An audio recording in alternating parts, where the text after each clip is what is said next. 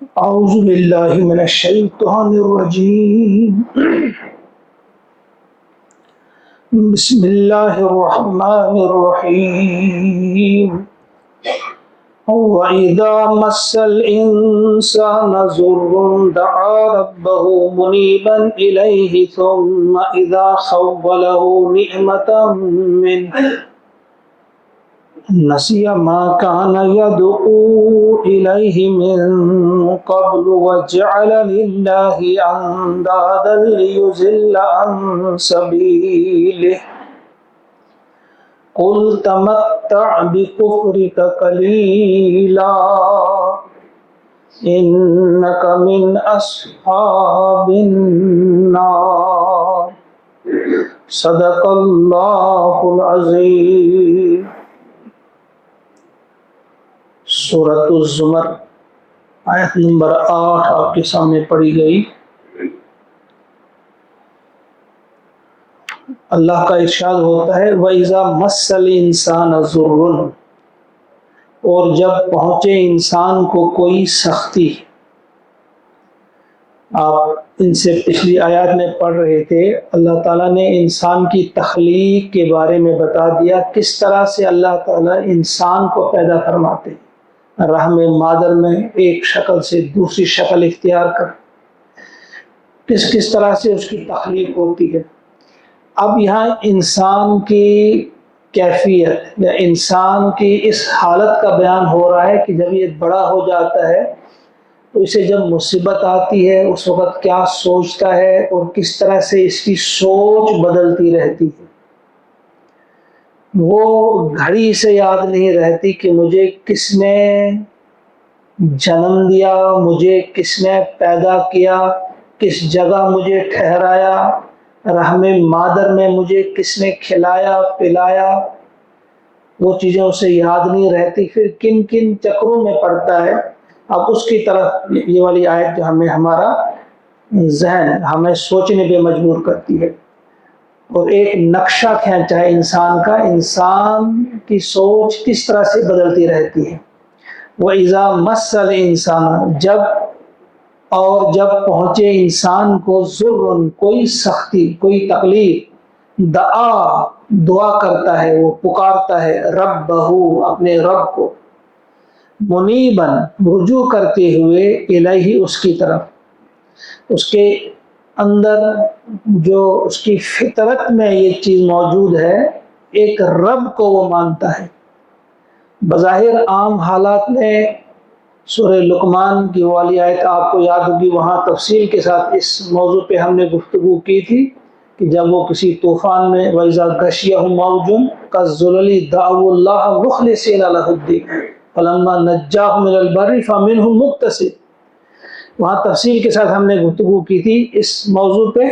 یہاں پھر وہی بات کہی جا رہی ہے ایک نئے انداز سے کہ جب تکلیف پہنچتی ہے کسی بھی انسان کو تو اس وقت وہ تمام ان بتوں، تمام ان سہاروں سے ہٹ کر جب پورا یقین ہو جاتا ہے اب یہ ظاہری سہارے میرا کچھ بھی نہیں کر سکتے، اس وقت وہ اللہ کی طرف رجوع کر کے دعا کرتا ہے، اللہ سے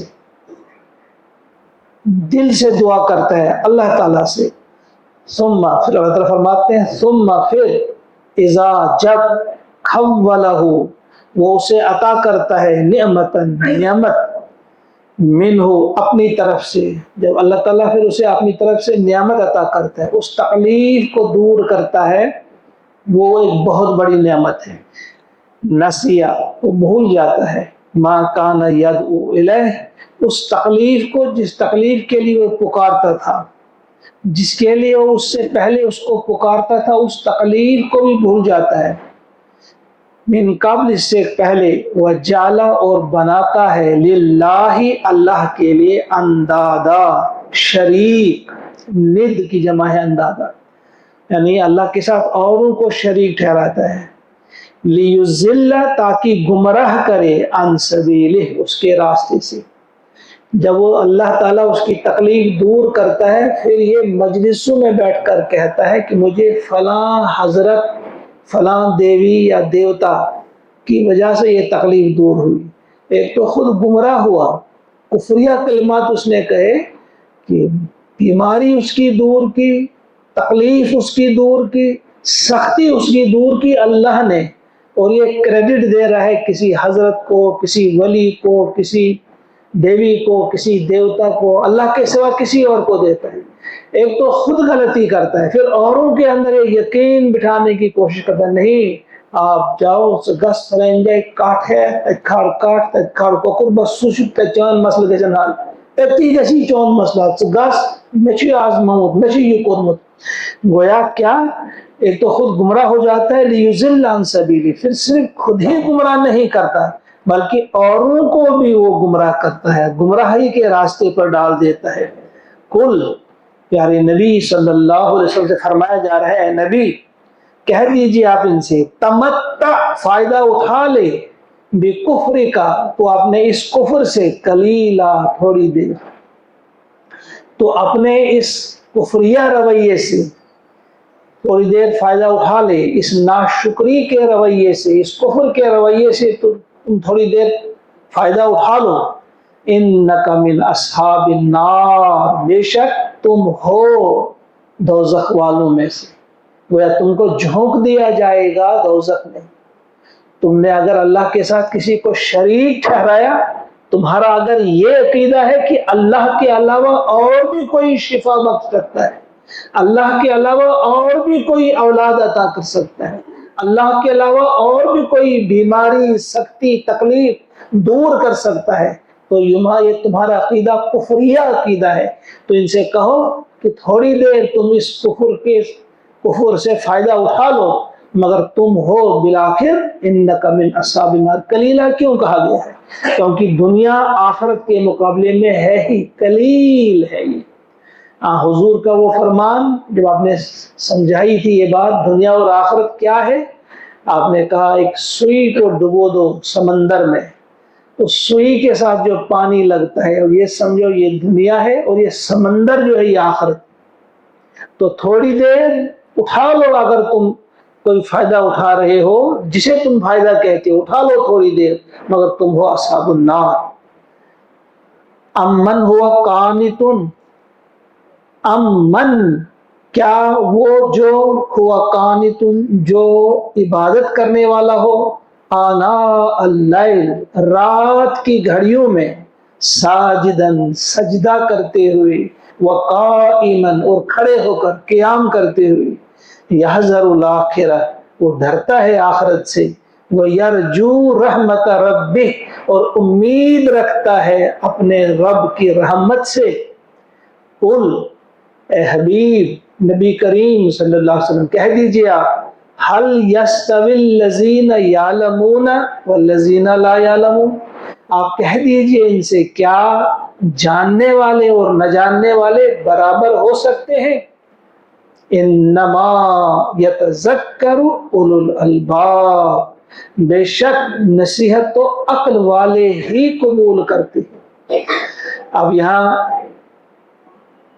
پچھلی آیت میں تو ایک ایسے شخص کی تصویر ہمارے سامنے رکھی گئی جس کا عقیدہ باطل تھا، کفری عقیدہ تھا. اس کے مقابلے میں مومن کی تصویر ہمارے سامنے رکھی. ایک مومن کیسا ہوتا ہے کہ ایک شخص ہے کہ وہ رات کی گھڑیوں میں کبھی سجدے میں کبھی قیام میں، اور پھر اسے آخرت کا ڈر بھی ہے اور اپنے رب کی رحمت کی امید بھی ہے. فرمایا جا رہا ہے کیا یہ دونوں برابر ہیں؟ پہلے والا شخص اگر وہ کتنی ڈگریاں اس نے حاصل کی ہیں، وہ لا علم ہے، وہ جاہل ہے. اللہ تعالیٰ نے یہاں فرمایا قل هل يستوي الذين يعلمون، یہ یعلمون میں یہ والا شخص ہے جو رات کو اللہ کے سامنے کھڑا رہتا ہے کبھی سجدے میں کبھی قیام، اور جو اللہ کی رحمت کا امیدوار ہے اور آخرت کا خوف بھی اس کے دل میں ہے. یہ عالم ہے. اگر اس نے پی ایچ ڈی نہیں کی ہے، اگر اس نے بڑی بڑی ڈگریاں حاصل نہیں کی، اللہ اسے کہتا ہے یہ عالم ہے، کیونکہ یہ اللہ کی معرفت اسے حاصل ہے. یہ اپنے آرام دہ بستروں سے الگ ہو کر اللہ کے حضور رات کو کھڑا ہوتا ہے، اس نے کچھ سمجھا ہے، اس کے پاس یہ علم ہے کہ میں نے اپنے رب کے پاس جانا ہے۔ سورہ فرقان میں اللہ کا ارشاد ہے یبیتون لربہم سجدا وقیاما، عباد الرحمن جو الرحمن کے اصلی بندے ہیں، پسندیدہ محبوب بندے ہیں، ان کی تصویر وہاں بھی کھینچی گئی ہے کہ یہ وہ ہیں جو رات کو اٹھ کر اللہ تعالیٰ کے سامنے کھڑے ہو کر کبھی قیام میں اور کبھی سجدوں میں آپ انہیں دیکھیں گے۔ تو یہاں فرمایا یہی جاننے والے ہیں، یہی عالم ہیں۔ اس کے برعکس وہ جو مصیبت میں تو پکارتے ہیں اسی کو، سچے خدا کو، لیکن مصیبت دور ہو گئی تو پھر رجوع کرتے ہیں غیروں کی طرف، اللہ تعالیٰ کے مد مقابل وہ ٹھہراتے ہیں ان کی طرف، وہ لا علم ہے، وہ جاہل ہیں۔ فرمایا کیا جاننے والے اور نہ جاننے والے برابر ہو سکتے ہیں؟ تو فرمایا کہ نصیحت قبول کرنے والے کون ہو سکتے ہیں؟ جو عقل سلیم رکھتے ہوں، عقل سلیم رکھتے ہوں۔ ایک شخص جو ہے وہ حضور علیہ السلام ایک شخص کی وہ تیمارداری کے لیے جاتے ہیں، اس کی خبر گیری کے لیے جاتے ہیں اور اس سے پوچھتے ہیں کیا حال ہے آپ اس وقت، کیا بالکل آخری لمحات میں تھے، بہت زیادہ بیمار تھے، صحابی تھے، آپ کیسا محسوس کرتے ہیں اس وقت؟ اس نے کہا انی ارجو اللہ واخاف ذنوبی، کہ مجھے اللہ کی رحمت سے امید ہے مگر اپنے گناہوں سے ڈرتا ہوں۔ تو پیارے نبی نے فرمایا جس شخص کی آخری لمحات میں یہ حالت ہو، سب ہم کو یاد رکھنا چاہیے سب کو، کہ جس شخص کے آخری لمحات ہوں، بالکل موت قریب ہو، اس وقت اس کی یہ حالت ہو کہ اللہ کی رحمت کی امید بھی ہو اسے اور اپنے گناہوں کا خوف بھی ہو۔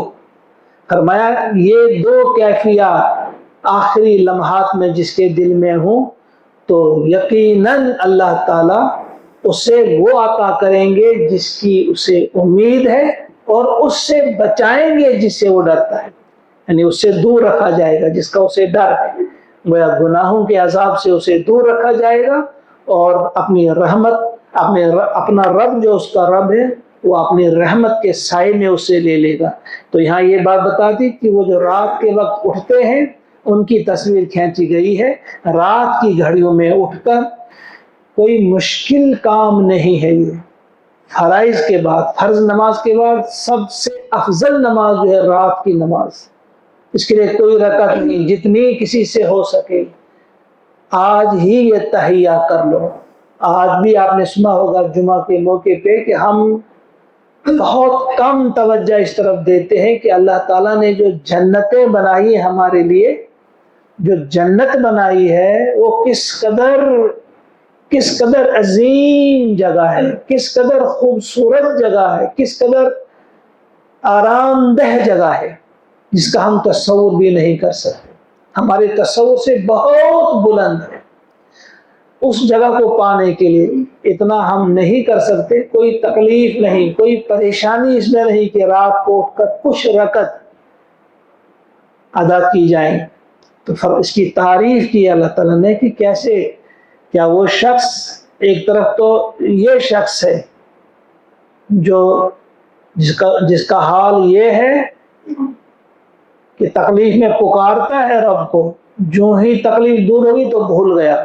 دوسرا شخص یہ ہے تکلیف میں ہو یا خوشحالی میں ہو، جس حال میں بھی ہو، اس کی راتیں جو ہے اللہ کے سامنے گزرتی ہیں، کبھی سجدے میں ہوتا ہے، کبھی قیام میں ہوتا ہے، اور پھر خوف آخرت بھی ہے اور رب کی رحمت سے امید بھی سے ہے۔ تو فرمایا کہ یہ دونوں برابر ہو سکتے ہیں؟ ہرگز نہیں، یہ دونوں برابر نہیں ہو سکتے ہیں۔ انما یتذکر اولو الالباب، اور بے شک نصیحت جو قبول کرتے ہیں وہ اولو الالباب، عقل والے قبول کرتے ہیں۔ آئیے ہم سب اللہ تعالیٰ سے دعا کرتے ہیں کہ وہ بھی ہمیں عقل سلیم عطا کرے اور ہم بھی نصیحت قبول کرنے والوں میں ہمارا شمار بھی کرے۔ اللہم اجعل القرآن ربیع قلوبنا ونور ابصارنا وشفاء صدورنا وذهاب همومنا وغمومنا ربنا تقبل منا انك انت